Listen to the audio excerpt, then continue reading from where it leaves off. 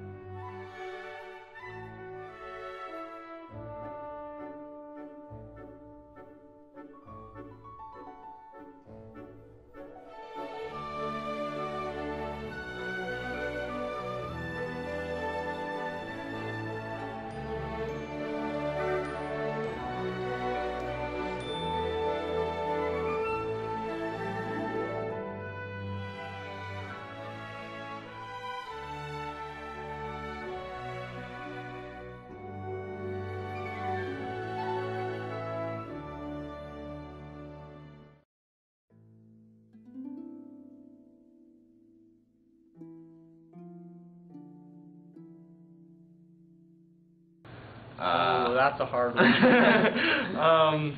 It makes them murder. Well, it's kind of like a two-pronged thing, because sometimes TV is like a positive force, sometimes it's negative, because honestly, we are probably a bit more violent these days with TV, especially boys, considering we grew up on things that were just screaming muscled men beating each other. I don't exactly see it affecting my behavior at all. I'd say it occasionally reflects on us. You see, some of our family members decide which TV character we could be, such as I have been commonly referred to as Sheldon from Big Bang Theory. I mean, I grew up watching cartoons and stuff, so I think I turned out alright. I'm not crazy, am I? Yeah, a little bit. I think it just kind of like, it gives you the stereotypical male, and it kind of makes you grow to that while accepting other influences in to become like a well-adjusted person. I grew up watching TV and stuff too as well, and it seems to detract a lot. It wastes a lot of time, and it seems like kids who grew up without TV were more like musically inclined and seem to do other things more. Read a lot better at reading. I'm really bad at reading because I would just watch TV and I just hated reading. Yeah. So, yeah, and which also means I'm bad at spelling, but I can write, so It works out. It works out. I mean, it's better if you don't watch that much TV, so. Yeah.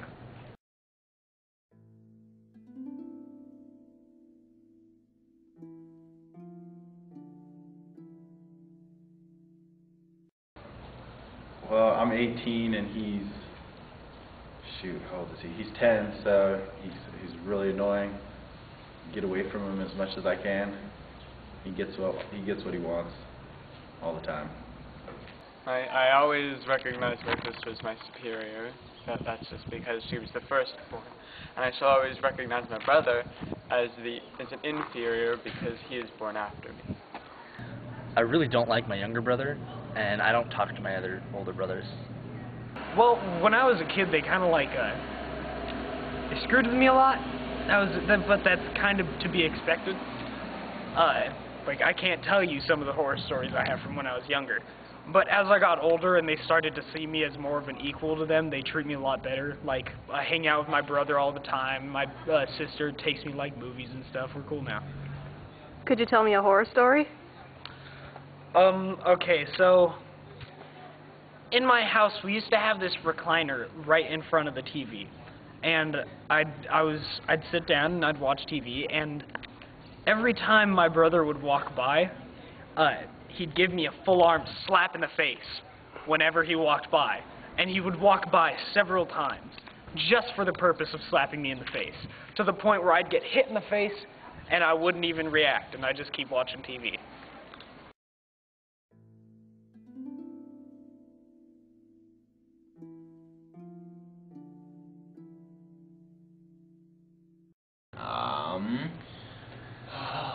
How can I answer this question without like? It's a hard question. I plead the fifth. How do I act around friends, and how is it different from when I act around my friends? Oh, it doesn't differ at all. I joke around. I'll make inappropriate jokes here and there whenever I can. I don't care. I'm fun. For some people, I would act more wild and crazy. For other people, such as maybe my grandmother, I would act rather formal. Around friends, I'm really obnoxious. I'm loud. I know you know I'm obnoxious. I tend to be really stupid. The more people I'm around, the stupider I get. But when I'm around my family, obviously I've got to rein that in, but not by too much, because that just takes the whole fun out of it. With my friends, I'm more open. I can talk about things, more comfortable with my friends. With my family, I kind of have to pay attention to what I'm talking about, like certain subjects, different people, stuff like that. Oh, I cuss a little bit more around my friends than I do my parents. Yeah, probably the same, but I don't know, I cuss a lot around my parents too. I don't really care. My grandma though, she's not okay with cussing. Same here.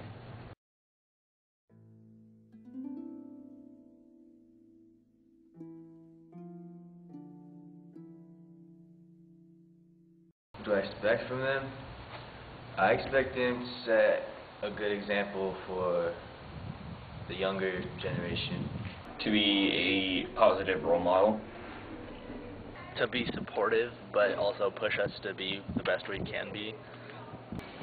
To teach me when not to be stupid.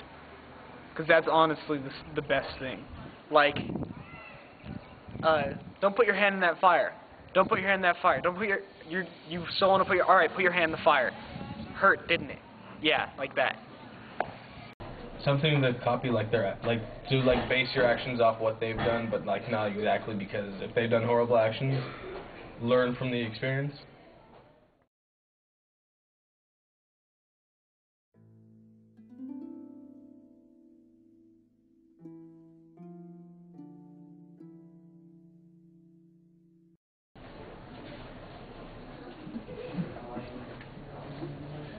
I don't know.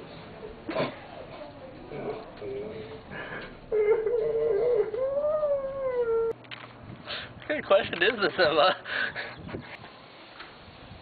To do what my spouse would say. It's my job.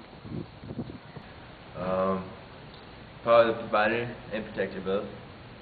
I mean, that's a man's job. I guess I'm the more dominant. I guess. As being one of the guiding ones, as being the person who provides a shoulder to cry on, anything like that. Well, the thing is, you gotta have a mix. But obviously, considering I'm the man, I'm the more dominant of the two.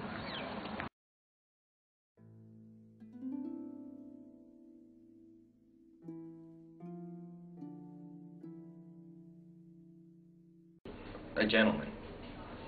That's, at the very least, that's what it should be, as a gentleman. Like a man, you should be strong and whatever, I don't know. A man should be strong, not necessarily physically, but emotionally. Should be harder to influence. But when you learn a lesson that's good, you should be able to take it in well. And just generally tougher, because we're, like, stereotypically, men should be protectors, guardians, providers, and regardless of changing culture these days, that still tends how it's supposed to be, so. You just gotta handle your business. You have to go out there, you have to work, you gotta provide for your family. You get in trouble, you get into some trouble, you gotta face the consequences, and just try to have the best life possible.